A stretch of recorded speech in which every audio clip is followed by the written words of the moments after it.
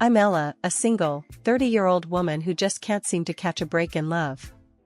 After dumping my cheating ex, I needed a night out, and Lisa's party seemed like the perfect escape. My life's pretty simple outside the drama. I run a boutique in the city, a neat little place that sells fancy clothes to people who don't look at price tags. Walking into Lisa's packed apartment, I could barely hear myself think over the music and the buzz of the crowd. I grabbed a drink and was scouting a quiet corner when Lisa grabbed my arm, her eyes wide with excitement. "Ella, you made it. Look, there's someone I want you to meet. He's right up your alley, finance stuff and all that," she shouted over the music, dragging me through the throng of partygoers. Before I knew it, I was standing in front of a tall guy with a cheeky smile. He had the look of someone who knew exactly how much money he made, and wasn't afraid to let you know. "Ella, this is Nathan. Nathan, meet Ella.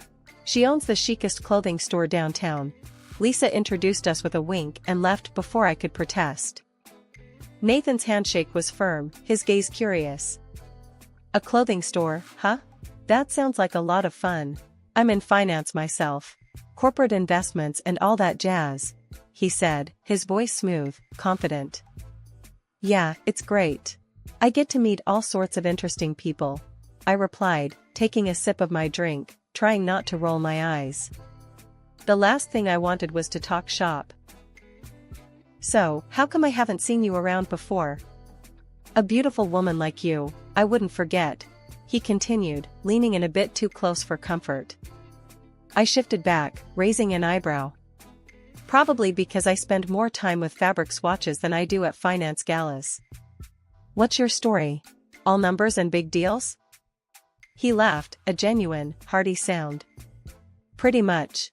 It's not as glamorous as it sounds, though. But tonight, I'm off duty." "Tell me, what's the worst part of running your own business?" "Inventory days and holiday returns," I said, warming up to the conversation, despite myself. "And you? What grinds your gears in the finance world?" "Regulations and the endless paperwork. But enough about work. What do you do for fun?" Nathan asked, his smile disarming. I found myself talking about my love for vintage jazz records and thrift store hunts, topics I hadn't expected to discuss with a finance guy at a noisy party. Nathan wasn't just listening, he was genuinely engaged, asking questions, sharing his own stories about trying to find the best music venues in the city. The evening flew by, and before I knew it, the party was winding down. Nathan looked at his watch, then back at me. I didn't expect to spend the whole evening talking to someone so intriguing. "Can I see you again?" I hesitated, the recent breakup flashing through my mind. "I'm not really looking to jump into anything new," I admitted. "No pressures. Let's just say it'll be about sharing more music and maybe some coffee. I know a place that plays live jazz on the weekends," he suggested. Dating Nathan was like stepping into a whirlwind of jazz nights and impromptu city walks. We'd been seeing each other for a while, and even though I'd told him from the start that I wasn't looking to dive deep into anything, it seemed like every day with him chipped a little bit more off my resolve. One evening, as autumn was just starting to bite, Nathan called me up and said, "Hey Ella, put on that fancy red dress you love so much. I've got a surprise for you." Curiosity piqued, I replied. "As long as this surprise involves some decent food, you've got yourself a deal." "I'm starving." He chuckled. "Trust me, you'll want to be there." I met him outside my store. He was leaning against his car, looking like he'd stepped out of a magazine. "Ready for that surprise?" he asked, opening the passenger door for me. As we drove, he kept the destination a secret, keeping up a steady stream of banter that left me both amused and slightly anxious. Finally, we pulled up to this cozy little jazz club downtown, the kind with dim lighting and intimate tables. The host led us to a secluded spot near the stage. Nathan's attention wasn't on the band, though, it was all on me. Halfway through a soulful saxophone solo, he leaned closer and said, "Ella, I know you said you wanted things light, but I've got to be honest with you." "Oh yeah?" I sipped my drink, my heart starting to race a bit. "Honest about what?" "About this. He reached into his jacket and pulled out a small, velvet box. As he opened it, the soft light caught on a simple, elegant ring. "I'm crazy about you, Ella. I don't want to just hang out or go on dates anymore. I want more. I want everything with you. Will you marry me?" For a moment, I was speechless. The music faded into a blur, and all I could see was his earnest, hopeful face. Then, my practical side kicked in. "Nathan, this is huge. You know I'm scared of jumping back into deep waters." I know. He rushed to reassure me, holding my hand. "But think about it. We're great together. You laugh at my jokes, I pretend to understand art because you love it, and we both can't dance to save our lives. What more do we need?" I laughed despite myself. "Maybe a bit more practice on the dance floor?" "Anything." He grinned. "So, what do you say?" Looking into his eyes, I realized that I did want this, us, a future, all of it. "Yes," I finally said, the word feeling lighter than I thought it would. "Yes, I'll marry you." Nathan slipped the ring on my finger, and we celebrated the only way we knew how, by staying until the club closed, talking about everything and nothing, already planning our next adventure together. The next day, Nathan was eager to introduce me to his mother, Mrs. Harper. We met for brunch at a quaint little cafe she loved. Right off the bat, Mrs. Harper was all smiles and open arms. "Oh, Ella, I'm so thrilled Nathan found someone like you. I just know we're going to be great friends." As we settled into our seats, she began chatting away, filling me in on all the little details of Nathan's life. "You know, he absolutely loves lasagna. I must give you my recipe. And if you really want to spoil him, make him his favorite, chocolate pecan pie. He's just like his father, can't resist a good pie." The brunch went by in a blur of laughter and shared stories, making me feel a little more part of Nathan's world, a world I was slowly, but surely, starting to love. It had been quite the reveal, taking Nathan to the house where I grew up. It's this big, old place that looks like it came straight out of a storybook, all thanks to my dad's knack for playing the stock exchange. When we pulled up in the driveway, Nathan's eyes about popped out of his head. "Wow, this place is incredible," he exclaimed, looking around like a kid in a candy store. "Yeah, Dad's done well for himself," I said, trying to play it cool even though I was proud of where I came from. Inside, Nathan was polite, but I caught him more than once checking out the finer details of the house's decor, the art on the walls, even asking my dad about some of the antiques. It wasn't all bad though, my parents seemed to like him, especially when Dad and Nathan started talking money and investments. My mom pulled me aside while the guys chatted. "He seems like a good man, Ella," she whispered, squeezing my hand. "Very attentive, isn't he?" "Yeah, he's great." I smiled, though part of me wondered if his interest was more in the lifestyle my family had than in me. I shook off the feeling, not wanting to judge too harshly too soon. Later, as we were leaving, Nathan couldn't stop talking about the house. "One day, I'd love a place like this. Imagine the parties I could throw, the people I'd host," he mused, already daydreaming. I nudged him lightly, bringing him back to earth. "You mean the kind of home we could build for our kids, right?" "Of course, that's what I meant," he corrected quickly with a sheepish grin. "Our kids would love it, wouldn't they?" "Definitely," I agreed, though his initial comment lingered in my mind longer than I wanted it to. Fast forward to today, our wedding day, and all those jitters and doubts seemed trivial compared to the joy of the moment. We decided on a simple ceremony at a local garden. It was intimate, just close family and friends, no big spectacle. As I walked down the aisle, seeing Nathan waiting for me, all my worries melted away. His smile was all I needed to reassure me of our future together. After we were declared husband and wife, the celebration began. It was laid back, just how we wanted it. We danced, laughed, and enjoyed the company of our loved ones. During the reception, my dad clinked his glass for a toast. "To Ella and Nathan, may your life together be as beautiful and enduring as this day.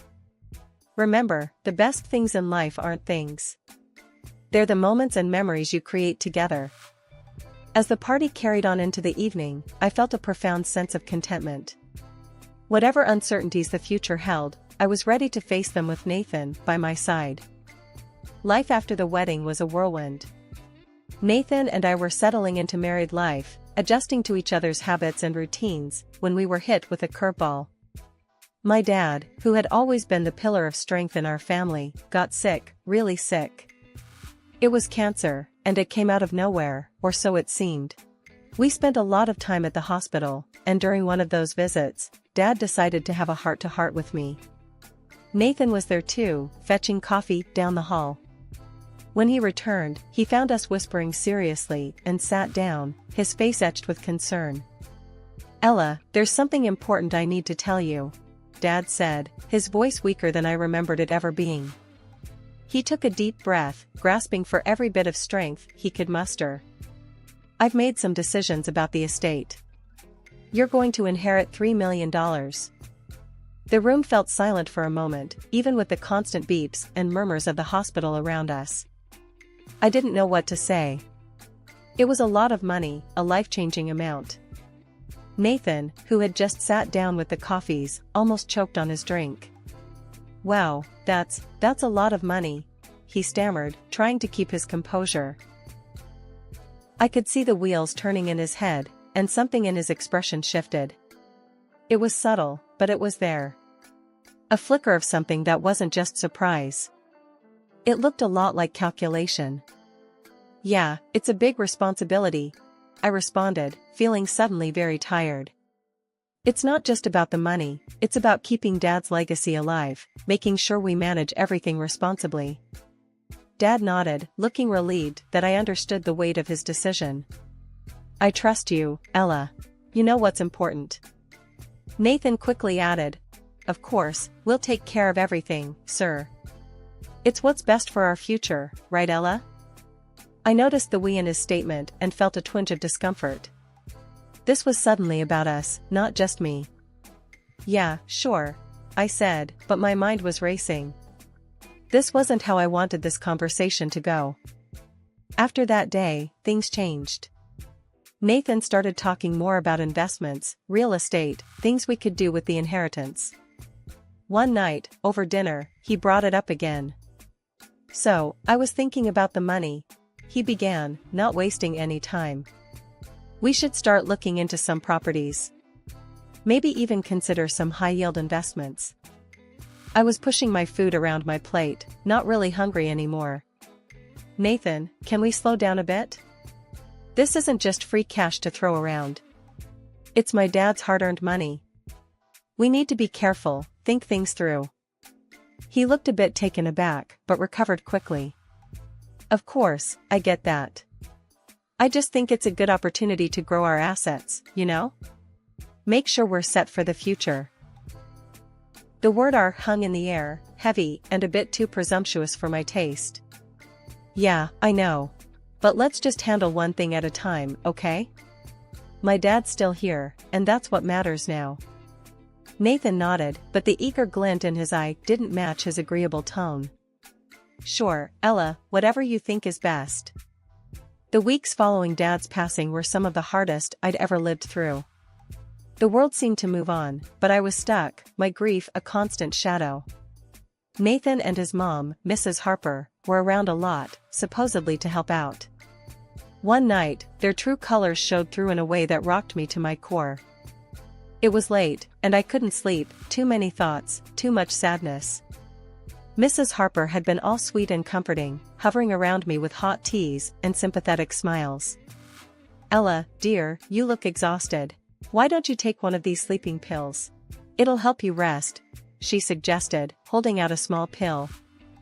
"Okay, I'll do that," I muttered, not keen on the idea. I didn't want to miss a moment, didn't want to blur the edges of my memories of Dad with drug-induced sleep. She shrugged, placing the pill on the kitchen counter. "I'll be in the living room if you need anything." I nodded, pretending to head to my room, but something felt off. Curiosity, or maybe intuition, nudged me to stay awake, to listen. I crept back towards the living room, the floor cold under my feet, my heart pounding in the silence. Their voices were hushed but heated. I paused at the edge of the room, hidden by the darkness. "Are you sure she took sleeping pills? She's been so stubborn lately." Nathan's voice, frustrated and sharp. Mrs. Harper's reply was smooth, like honey. "Give it time. She's vulnerable, grieving. Now's our chance to get things moving. That money should be in your account, not just sitting there." "Yeah, and soon. I'm tired of playing the supportive husband. Once we get the cash, I can finally move on. Maybe find someone younger, more fun." The air in my lungs froze. My heart skipped beats. This was not the man I married. This was a stranger, speaking so coldly, so calculatingly. His mother chuckled, a sound that sent shivers down my spine. "Just make sure I get my share. A new house, perhaps that cute little convertible we saw the other day?" "Of course, Mom. You'll get whatever you want. Ella's too dumb to figure it out before we clean her out." I felt sick, my hands trembling. How could I have been so blind? The love, the marriage, it was all a setup. Quiet as a shadow, I backed away, needing space to think, to breathe. I went to my room, locked the door, and sat on the bed, my mind racing. They were plotting against me, planning to strip me of everything. Morning came and I acted as though nothing had happened. At breakfast, Nathan and his mother exchanged glances, their smiles too sharp, too knowing. Nathan brought up the inheritance again. "Ella, we really should start thinking about that investment. It's what your dad would have wanted, for us to secure our future." His words made my stomach turn, but I kept my face neutral, my voice calm. "I'll think about it, Nathan. Let's see what the lawyers say about the best way to handle everything." The days following my father's funeral were some of the hardest I'd ever had to pretend through. I played the part of the devastated daughter to a T, all while watching Nathan and his mother make plans for a future funded by my inheritance. His mother wasn't even trying to hide it anymore, openly browsing for new houses and cars on her laptop in the living room, as if the money was already hers. Meanwhile, Nathan was barely home. He stayed late at work, came home later than usual, and even when he was around, he was glued to his phone. One evening, as he was taking a shower, his phone buzzed on the nightstand next to our bed. Without thinking, I glanced at the screen and saw a message pop up from some woman. It wasn't just friendly, it was flirty. I felt a weird mix of anger and relief. Anger, because of the betrayal, but relief because it just proved what I already knew: a cheater in one part of life is a cheater in all parts. That weekend, I told Nathan I needed to clear my head and visit my mom. He barely looked up from his phone, just nodded and mumbled something about taking all the time I needed. Driving to my mom's place felt like escaping a prison. As soon as I saw her, the weight of everything started to lift. I told her everything: the overheard conversation, Nathan's late nights, the messages. I laid it all out. Mom was furious at first. "That rotten scoundrel," she exploded, pacing the kitchen. "Playing happy families while plotting behind your back." But then, her anger turned to laughter, a deep, rolling laugh that filled the kitchen. "Oh, Ella, they think they're so clever.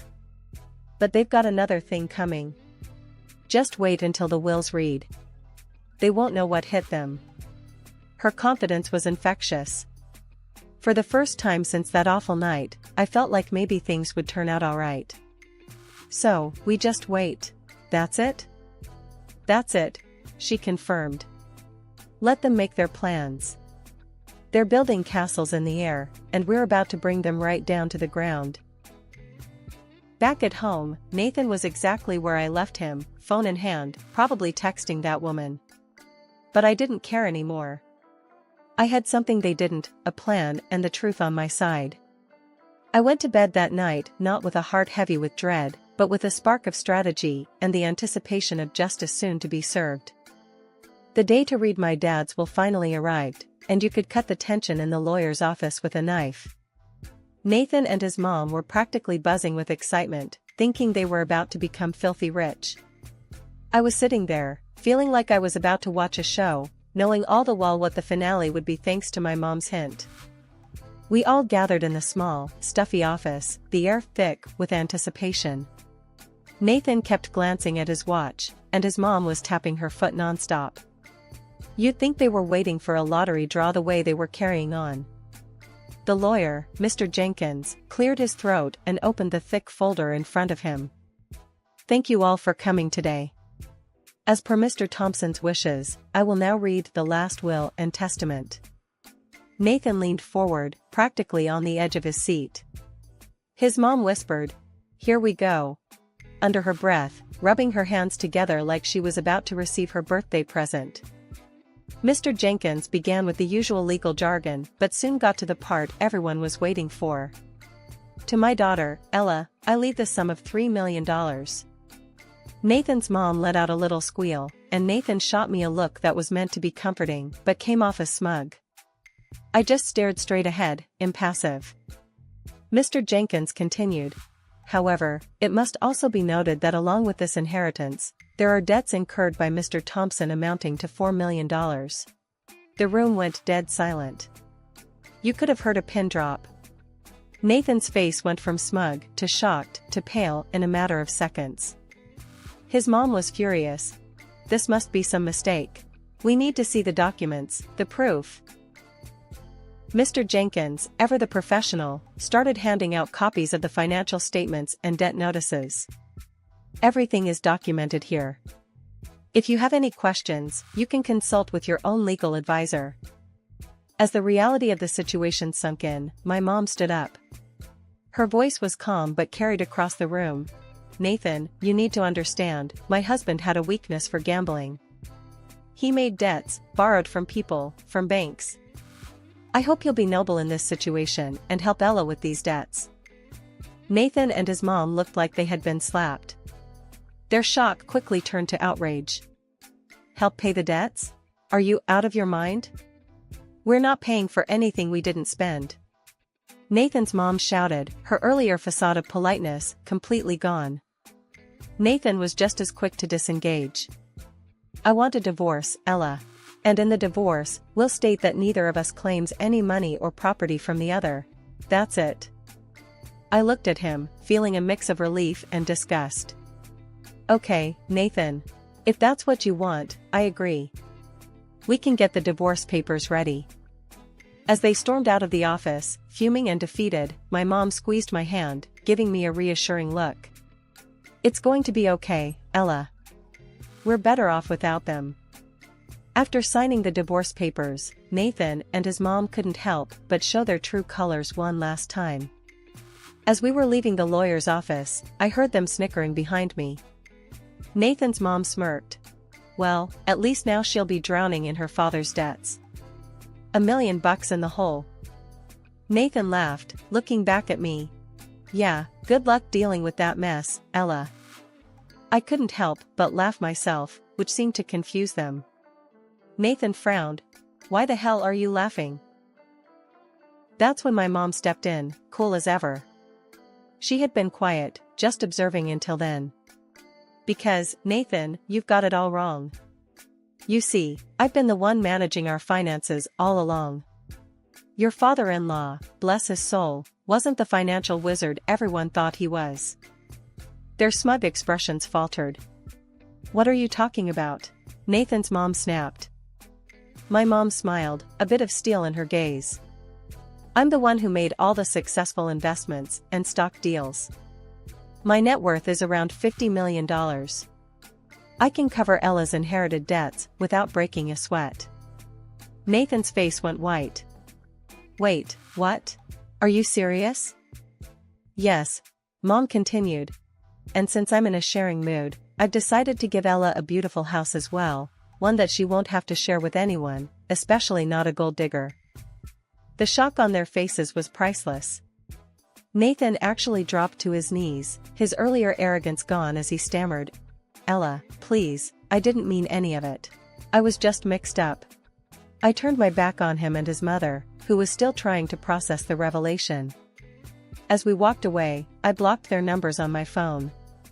That was the last I wanted to hear from either of them. Weeks later, I heard through the grapevine that Nathan was in trouble. His debts had caught up with him, and the bailiffs were after him.